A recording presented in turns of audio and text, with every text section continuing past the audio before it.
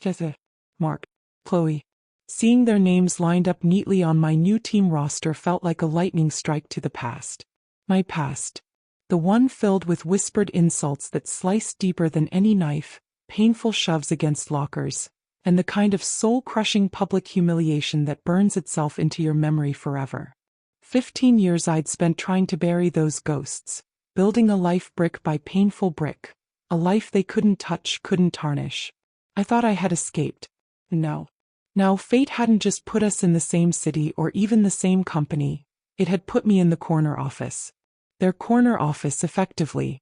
The irony was so thick, so potent I could barely breathe around the lump forming in my throat. They spent years trying to break the quiet, invisible girl hiding behind library books. They have absolutely no conception of the woman she was forced to become in order to survive their cruelty. This isn't just a promotion, a step up the corporate ladder. Oh no. This is karma, arriving precisely on schedule, served ice cold on expensive corporate letterhead. They made my life hell. They reveled in my pain. Now I'm their new boss. And our first team meeting, it starts in exactly 10 minutes. Let the games begin. Back then I was Sarah Miller. 15, painfully shy, living life behind a curtain of mousy brown hair and inside sweaters 2 sizes too big.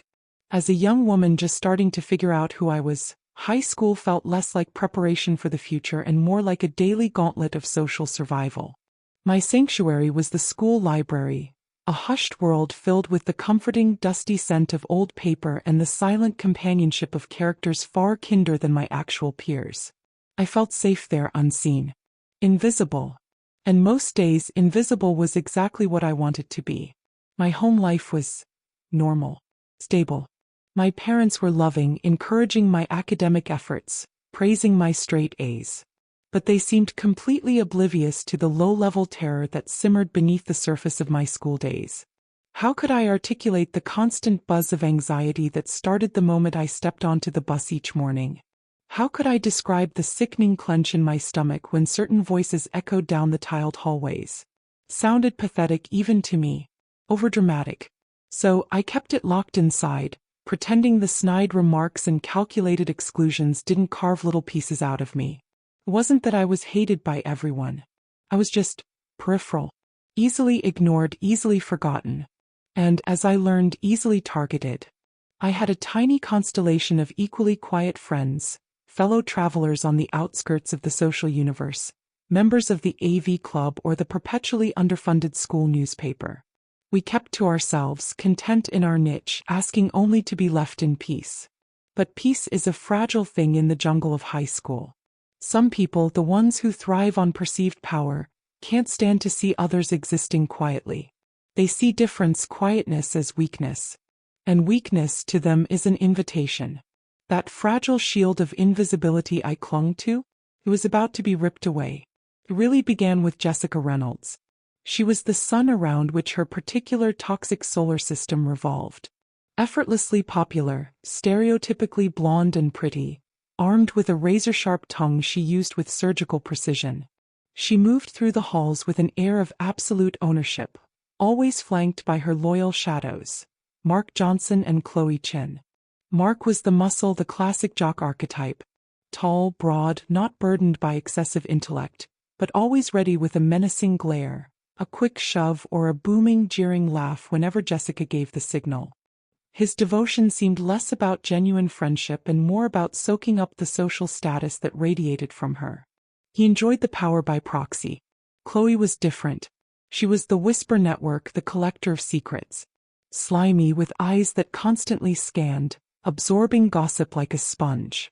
She weaponized information, deploying rumors and half-truths to isolate Jessica's targets or solidify Jessica's reign as Queen Bee. Together they formed a perfectly balanced ecosystem of teenage cruelty. My first real taste of their focused attention wasn't some grand, dramatic event. It was small, calculated, designed purely to unsettle and humiliate. I was walking towards the cafeteria, arms laden with library books, my usual armor. Mark materialized seemingly out of nowhere and shoulder-checked me hard. Books went flying, skittering across the offensively bright linoleum floor. An accident, maybe? Plausible deniability. except for the wide, smug smirk plastered across his face as Jessica and Chloe erupted in performative giggles behind him. He didn't even pretend to help, just stood there blocking my way, sneering, telling me to watch where I was going, calling me bookworm. Jessica glided closer, nudging one of my fallen books, a worn copy of Wuthering Heights, with the toe of her immaculate white sneaker. Her voice, dripping with faux concern that felt like acid, asked if I ever read anything current? Anything less dusty? Chloe, ever the helpful sidekick, added her poison, her voice sickly sweet, wondering aloud if maybe I just couldn't afford anything else. Heat flooded my face. My cheeks burned with shame. I stammered some incoherent apology, dropping to my knees to gather my scattered books, my hands trembling uncontrollably. They didn't lay another finger on me. They didn't need to. The public spectacle, the casual degradation, that was the point. The message was crystal clear. You are nothing. You are beneath us. You are prey. I finally scrambled away, their mocking laughter echoing down the hall, bouncing off the lockers, chasing me. That night, staring at my reflection, I felt infinitesimally small, utterly powerless. It was just a bump, just words, I told myself. But the cold, heavy knot of dread tightening in my gut knew better. This wasn't random. This was a declaration. This was only the beginning. The attacks didn't escalate immediately into open warfare. Instead, they adopted a strategy of psychological attrition. Death by 1,000 tiny cuts, each one designed to bleed my confidence dry. Passive aggression became their signature move whenever I was within earshot.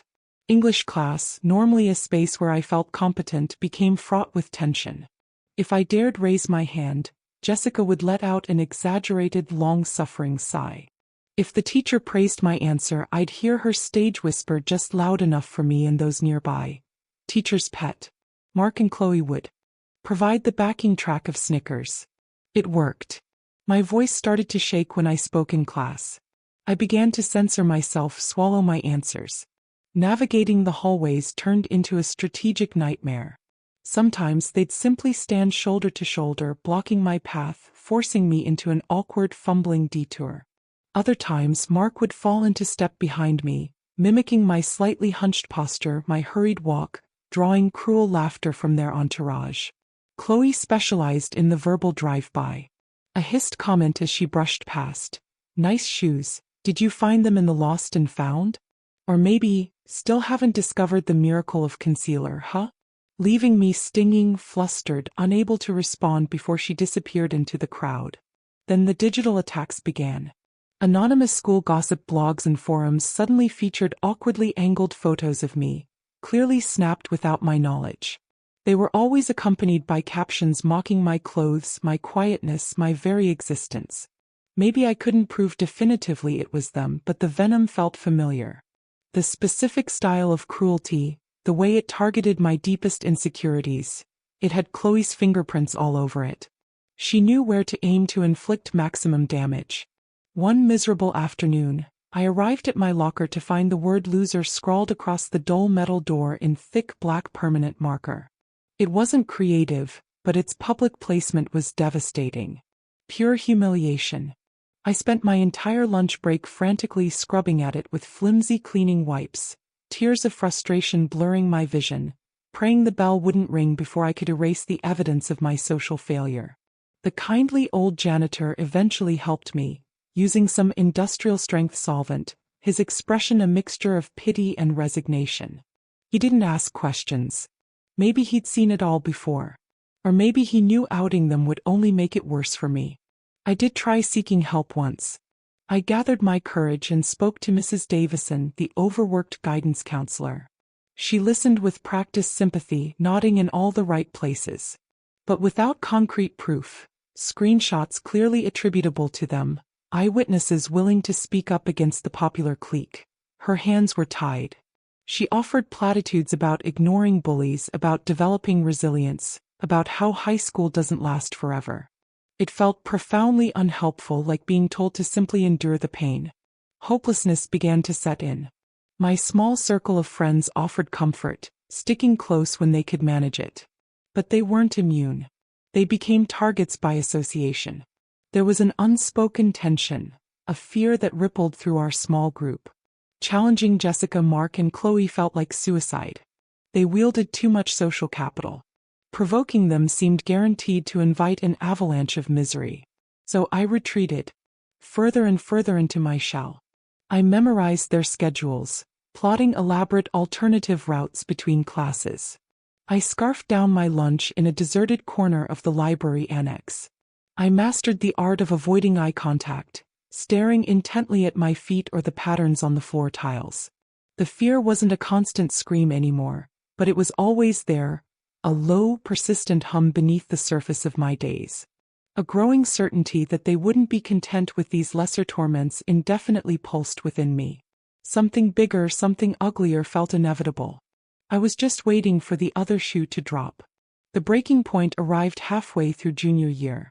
It was as if they collectively decided the slow burn wasn't entertaining enough anymore. They needed fireworks. They needed a spectacle. And I was destined to be the main attraction. The cafeteria incident became my defining moment of high school horror. I was carefully navigating the crowded lunchroom, tray in hand, heading for my usual spot in the quiet corner. Suddenly, Mark's leg shot out. It wasn't subtle. It was deliberate. I went down hard, sprawling gracelessly. My tray flew upwards in slow motion before crashing down. Lukewarm mystery meat, gluey mashed potatoes, and questionable gravy exploded across the floor, and to my absolute horror, splattered directly onto Jessica's pristine, blindingly white sneakers. Silence descended. A sudden, unnatural hush fell over the entire chaotic cafeteria. Every head turned. Every eye fixed on me, the pathetic heap on the floor, covered in slop and shame.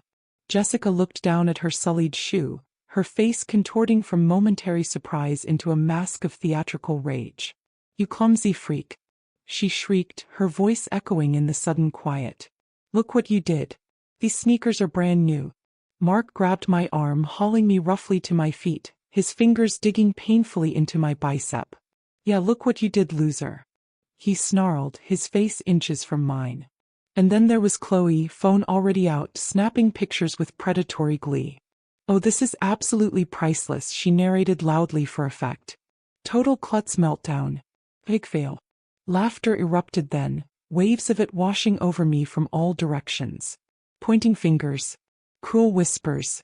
I felt naked, exposed, utterly mortified. I wanted the floor to crack open and swallow me whole. Hot, helpless tears streamed down my face, mingling with the gravy. I tried to choke out an apology, but the words wouldn't come. Jessica just sneered, kicking her slightly soiled shoe towards me menacingly. "You are so going to pay for cleaning these, you know that." I couldn't take it. I bolted. I pushed past staring faces, ignoring the calls and laughter, and ran. I ran out of the cafeteria, down the hall, bursting into the girls' bathroom. I locked myself in a stall and just sobbed great heaving gasps of misery and humiliation. That single incident cemented my status. I wasn't just Quiet Sarah anymore. I was Gravy Girl. The klutz. Chloe ensured the legend spread far and wide, plastering the photos she took across every social media platform imaginable, complete with degrading captions and laughing face symbols. After that, the floodgates opened. The bullying became overt, constant, and suffocating. My textbooks would vanish from my desk, only to reappear days later in the lost and found, pages torn, covers defaced. Vicious, insidious rumors began to circulate, disgusting lies about my family, my personal hygiene, things I had supposedly said or done to betray friends. Each rumor was a masterpiece of character assassination, likely crafted by Chloe's twisted imagination, amplified by Jessica's social reach, and enforced by Mark's looming physical intimidation. They didn't stop with me. They began actively targeting my few remaining friends, determined to isolate me completely. One friend, loyal to the end, found her car tires slashed in the school parking lot after defiantly sitting with me at lunch. Another started receiving anonymous, deeply unsettling text messages late at night. The warning was clear. Friendship with Sarah Miller came at a high price. Some friends, understandably terrified, slowly, awkwardly distanced themselves. The loneliness became a physical ache, a constant companion. I felt utterly trapped in a nightmare I couldn't wake up from. Reporting incidents felt futile. They were masters of plausible deniability, experts at making calculated cruelty look like accidents or misunderstandings. They left no clear trails leading back to them. My grades, once my only source of pride, began to plummet. My anxiety became a constant, crippling weight. Sleep offered no refuge, my dreams haunted by Jessica's contemptuous sneer, Mark's menacing bulk, Chloe's gleeful photographic documentation of my misery. Graduation felt like a distant shore, the only possible escape route. But it was still agonizing months away. Months more of enduring this daily erosion of my spirit. I finally understood the depth of their malice. This wasn't just random teenage meanness. It felt deeply personal. They seemed to derive genuine pleasure from my suffering.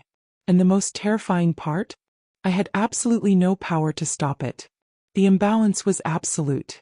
They controlled the narrative, the social structure, my daily reality. All I could do was endure. The helplessness was a heavy, suffocating blanket. The final, brutal blow landed just weeks before graduation, a time that should have been filled with relief and anticipation. But Jessica, Mark, and Chloe couldn't resist twisting the knife one last time, orchestrating an act of psychological warfare that transcended typical bullying into something truly dark and violating. The school held its annual talent show, usually a harmless evening of awkward bands, amateur magic tricks, and earnest singers. I, of course, was nowhere near the stage, preferring the anonymity of the back rows. But Chloe, with her uncanny, invasive talent for digging up personal information, somehow discovered the existence of my private journal. Not just a diary, but a repository of my rawest teenage angst, embarrassing poetry, unfiltered thoughts about my crushing insecurities, my fragile hopes, my deepest fears. And yes, my uncensored feelings about Jessica, Mark, and Chloe and their relentless torment. How she obtained it remains a mystery. Did she pick the flimsy lock on my locker? Bribe a cleaner? Sweet-talk someone into letting her into my bag? Knowing Chloe's utter lack of scruples, any method was possible. During an intermission, the stage lights dimmed unexpectedly. A single spotlight flared to life, illuminating center stage. And Jessica walked into it, holding my journal aloft like a conquered enemy's flag. My blood turned to ice water in my veins. I recognized the faded, blue fabric cover instantly. Oh God, no. This couldn't be happening. Please no. We have a special, unscheduled performance tonight, Jessica announced into the microphone, her voice dripping with venom disguised as saccharine sweetness. Some hidden literary talent from one of our quieter students. A dramatic reading of some truly profound poetry. She opened my journal, my private, sacred journal, and she began to read. She read my most vulnerable, mortifying thoughts, my clumsily articulated adolescent pain, twisting my own words against me with sarcastic inflections, pausing dramatically as Mark and Chloe, positioned just off stage, howled with exaggerated laughter. She read passages about feeling desperately lonely, about being cripplingly self-conscious, about my secret pathetic crush on a boy who barely knew I existed. And then the worst part. She read the entries where I poured out my fear and hatred of them, describing how their cruelty made me feel worthless, invisible, broken. The audience reacted with a confusing mix of stunned silence, nervous murmurs, and the sound that broke me, pockets of outright cruel laughter, undoubtedly from their loyal followers. I felt flayed alive, psychologically stripped naked in front of hundreds of my peers. I couldn't move. I couldn't breathe. It felt like a physical assault, a violation deeper than any shove or insult. Mark then swaggered onto the stage, snatched the journal from Jessica, and made a show of wiping away fake tears. Oh, the angst. The drama. It's just too much. He mocked before contemptuously tossing my journal onto the stage floor like trash. Finally, adrenaline or shock jolted me into motion. I scrambled up, stumbling over feet in the dark, pushing blindly past rows of staring, pitying, or amused faces. I fled the auditorium, Jessica's mocking voice still ringing in my ears, reading my soul aloud. I didn't stop running until I burst through the front door of my house, collapsing onto the welcome mat in a storm of tears and unbearable shame. That night shattered something fundamental within me. The violation felt absolute. My parents, horrified and furious when I finally managed to choke out the story between sobs, lodged a formal complaint with the school administration. There were consequences of a sort. Jessica, Mark, and Chloe received suspensions covering the last week of school, forcing them to miss a few minor graduation rehearsals and events. But it felt like a ridiculously small price to pay for such calculated malice. The damage was irreparable. The humiliation was scorched into public memory. Graduation day arrived, heavy with mixed emotions. Receiving my diploma felt hollow, anticlimactic. Seeing them there, Jessica, Mark, Chloe, laughing easily with their friends, posing for pictures, acting as if their suspension was a badge of honor, filled me with a cold, hard rage I hadn't known I possessed. It wasn't just sadness or fear anymore. It was something sharper, more focused. As I walked away from Northwood High for the very last time, leaving the site of my adolescent torture chamber behind, I made a silent, unbreakable vow. I would not be defined by their cruelty. I would not let their actions be the final chapter of my story. I would build a life so undeniably successful, so filled with purpose and strength, that the memory of them would shrink into insignificance. It was a promise forged in the fires of profound pain, but it was the first conscious step towards reclaiming my power. The scars were deep, etched onto my soul. But maybe, just maybe, they wouldn't dictate my future. The years following high school were a deliberate, focused climb. College offered the blessed anonymity I craved, a chance to reinvent myself far from the long shadows of my past. I dove headfirst into my studies, marketing, business management, anything that felt like building towards strength and independence. I was relentlessly driven, fueled by that cold vow made on graduation day. Building the successful life I'd promised myself became my obsession. It wasn't a smooth path. The anxiety, the residue of years of looking over my shoulder, lingered like a chronic ache. Trusting new people felt like walking on eggshells. That insidious whisper planted by my bullies, "You're not good enough, you're worthless," echoed in my mind during moments of doubt. It was a constant internal battle. But I fought back. I worked harder than everyone else. I sought therapy to unpack the trauma and build healthier coping mechanisms. I forced myself, kicking and screaming internally, out of my comfort zone. I joined university clubs. I volunteered for leadership roles on group projects. I made myself speak up in seminars, even when my heart hammered against my ribs and my voice threatened to betray me. Slowly, painstakingly, I began to build a new foundation for my self-worth, one based on my tangible accomplishments, my intellect, my resilience, not on the distorted reflections I saw in my tormentors' eyes. I learned to value my own strength. After graduation, I landed an entry-level marketing gig at a boutique firm. I poured my entire being into it. The long hours, the demanding projects, the steep learning curve. I embraced it all. I was hungry. I saw every challenge as an opportunity to prove myself, mostly to myself. And I excelled. I climbed the corporate ladder with steady determination. Marketing coordinator, assistant manager, senior manager. Each promotion felt like exorcising a small demon from my past, a quiet victory against the ghosts of Northwood High. I earned a reputation for being sharp, highly strategic, innovative, and, importantly, fair. I learned how to lead effectively, how to mentor junior staff, how to navigate complex corporate politics with professionalism and integrity, all the skills utterly absent in Jessica, Mark, and Chloe.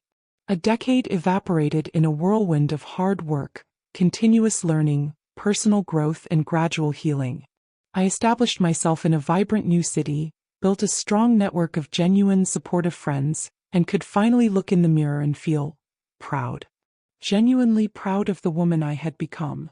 The memories of high school bullying still surfaced occasionally, like phantom pains from old wounds, but they felt distant, faded. They no longer defined me. Or so I believed. Then the OmniCorp opportunity appeared. Director of Marketing. A huge, career-defining leap at a major player in the competitive tech industry. Leading a large, established division. The interviews were grueling, stretching over several intense weeks. I prepared obsessively, leveraging every ounce of my experience, every skill I'd honed over the past 10 years. I felt a strong connection with David Chin, the vice president I'd be reporting to. The company culture felt dynamic, innovative.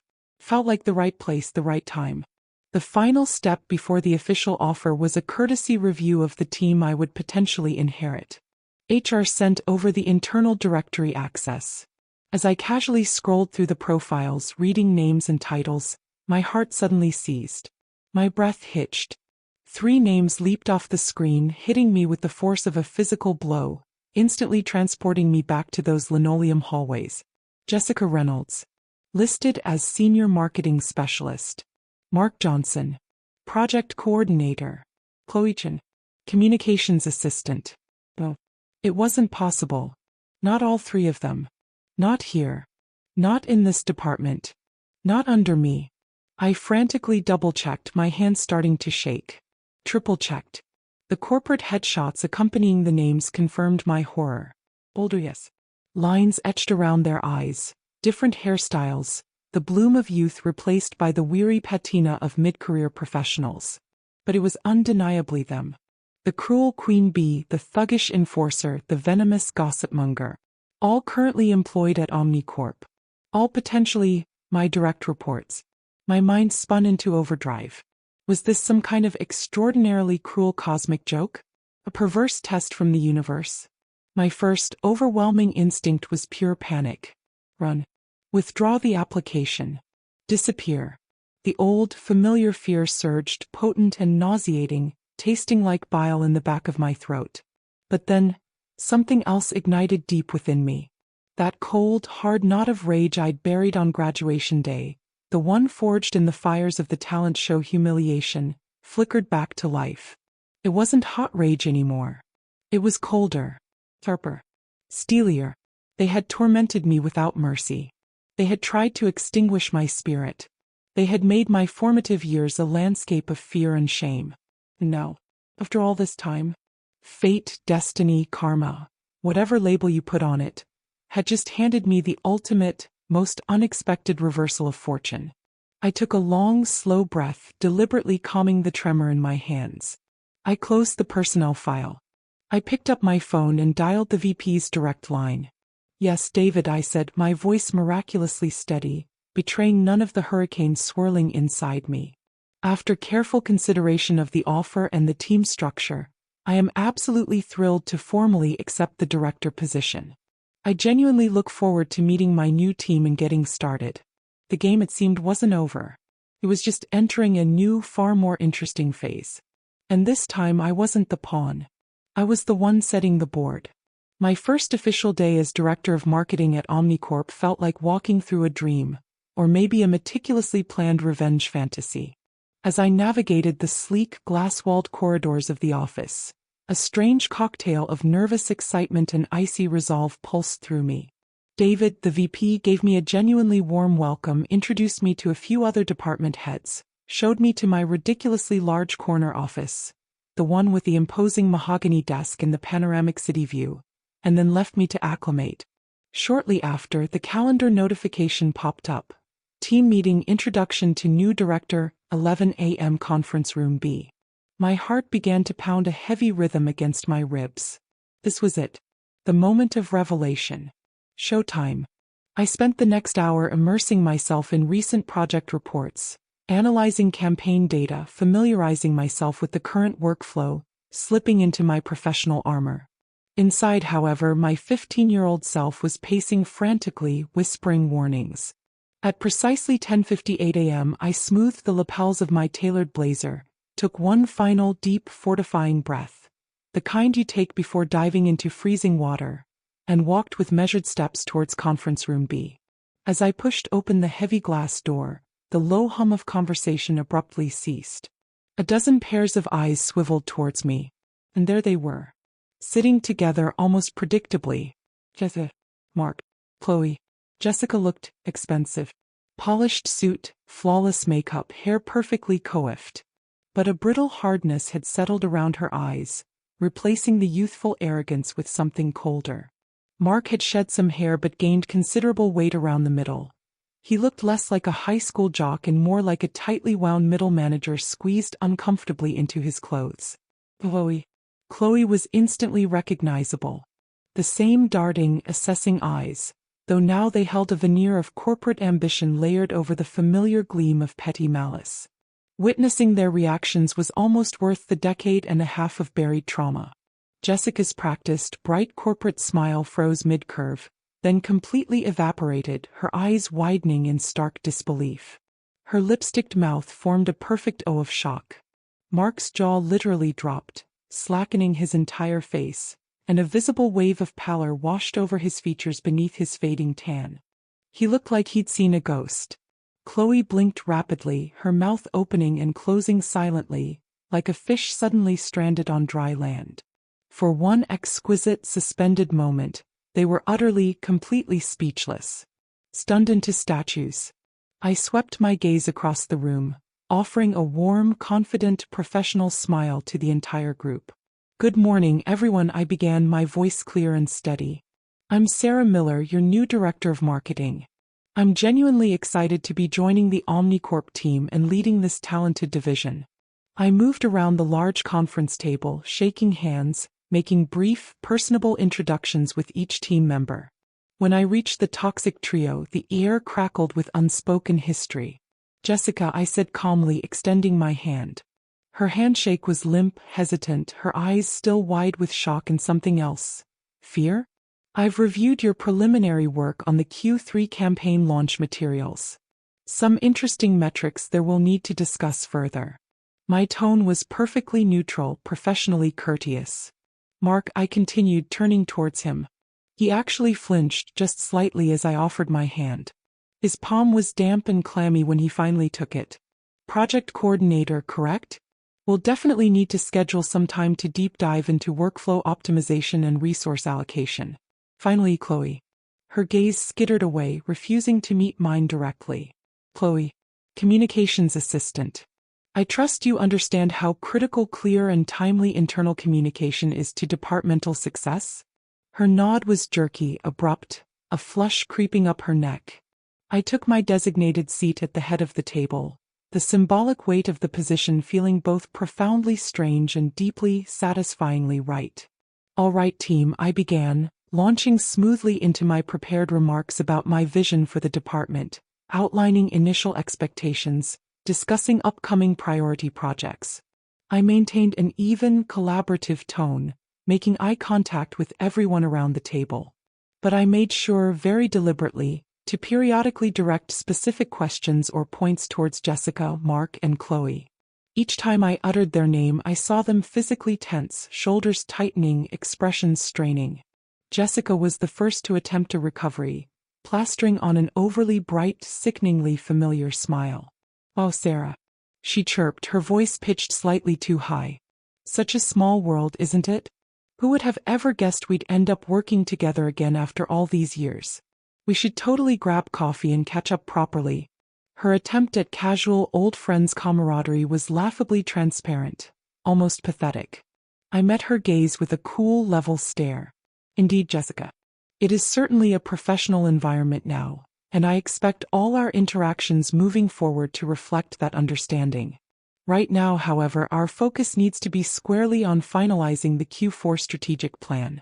The subtle, deliberate emphasis I placed on the word professional hung heavy in the suddenly silent room. Her artificial smile tightened at the corners, the falsity painfully obvious. Message received. The remainder of that first meeting was a carefully orchestrated exercise in establishing professional dominance. I assigned specific tasks, set clear and non-negotiable deadlines, and asked pointed, data-driven questions about their individual contributions to recent projects.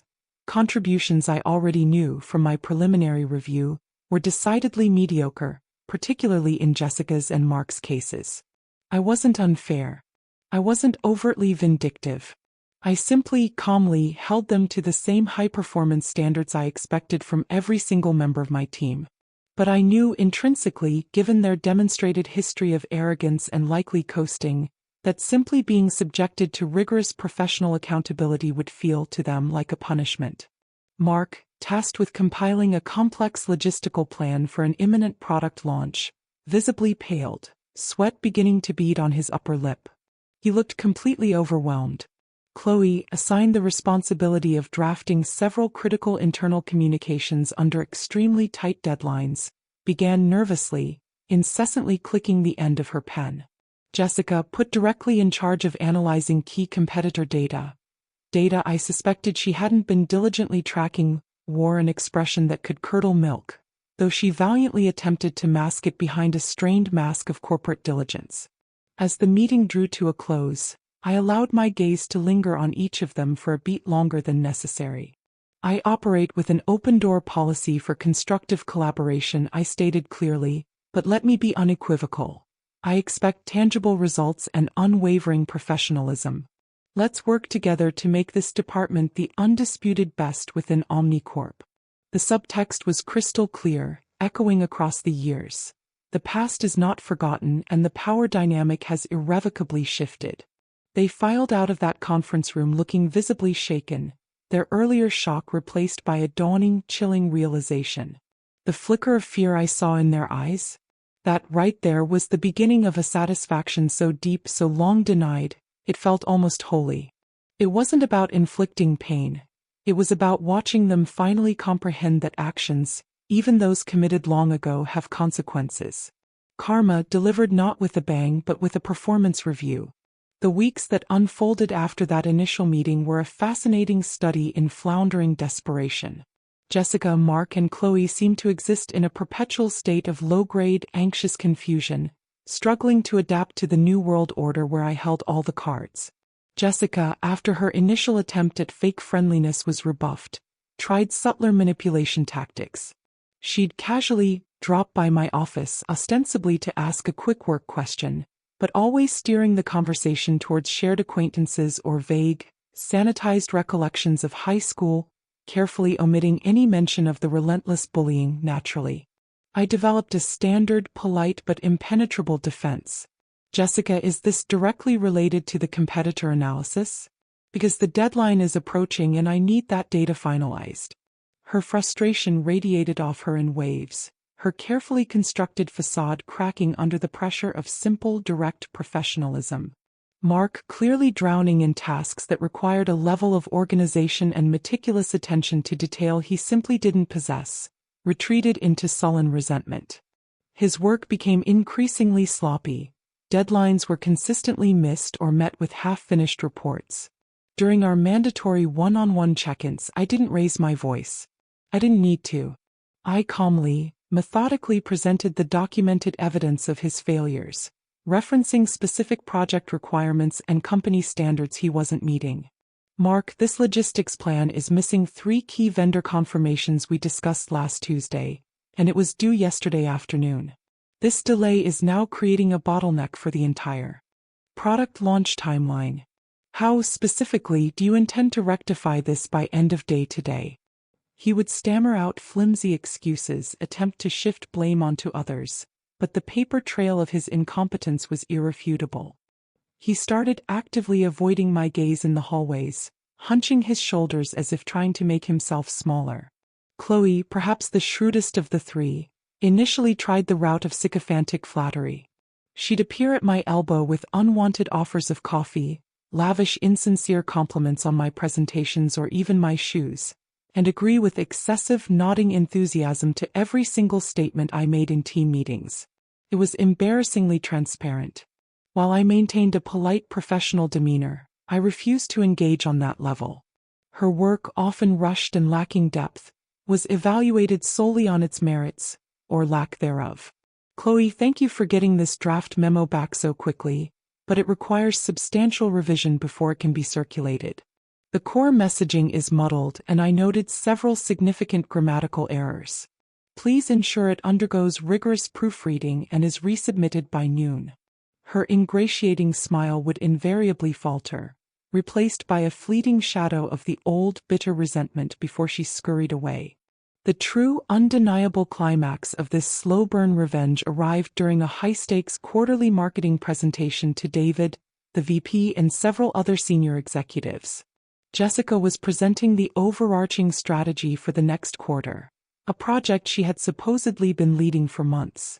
Her PowerPoint slides were visually slick, full of corporate buzzwords, but the underlying substance was dangerously thin, plagued by the very same data gaps and logical inconsistencies I had explicitly warned her about in multiple prior meetings, warnings she had arrogantly dismissed or ignored.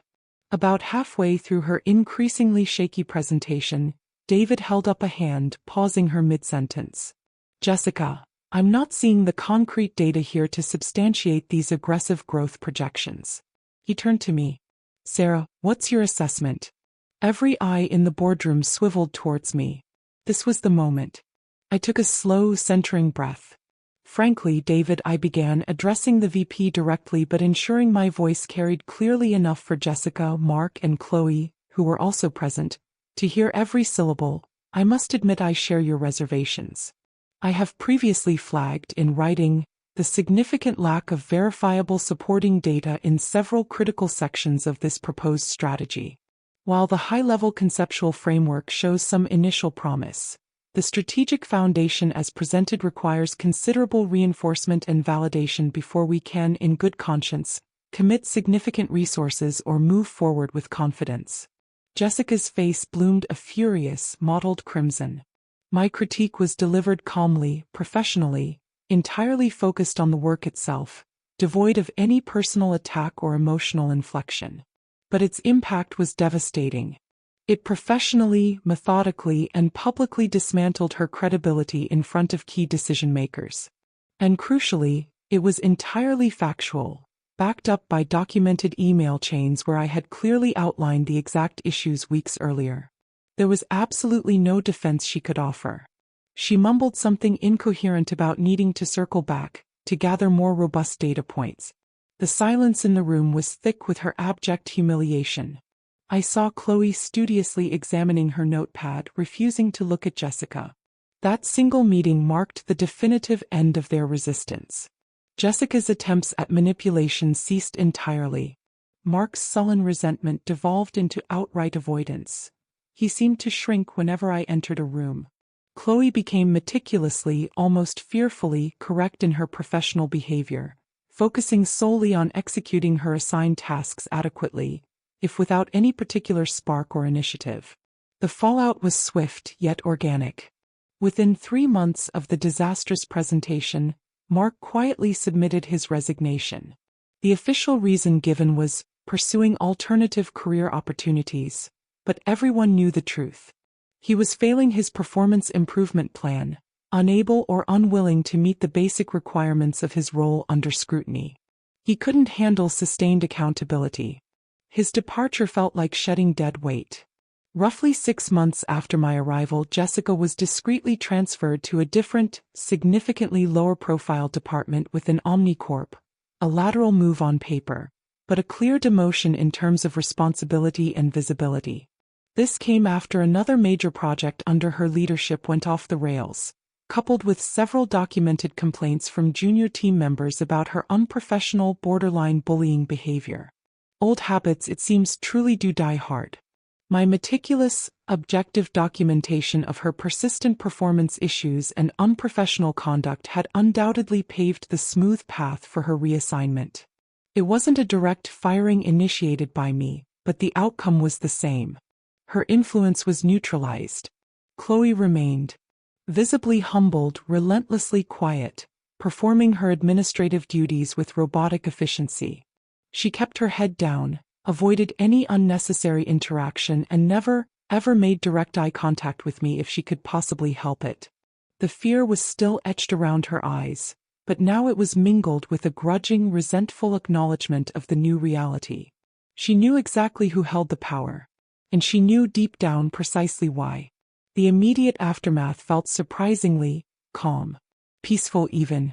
With Mark gone and Jessica sidelined, the toxic undercurrent they had brought into the department seemed to simply evaporate. The rest of my team, sharp professionals who had likely sensed the long-simmering history but wisely stayed out of it, visibly relaxed. Collaboration improved almost overnight. Creativity flourished. Productivity metrics shot upwards. The entire atmosphere shifted towards something positive, energized, and genuinely supportive. Looking back on it all now, from the quiet comfort of my corner office, the whole experience feels slightly surreal. I never consciously set out on a path of vengeance. I didn't concoct some elaborate Machiavellian scheme to ruin their careers. My revenge, if you can even call it that, was simply showing up, doing my job, excelling. It was competence. It was professionalism.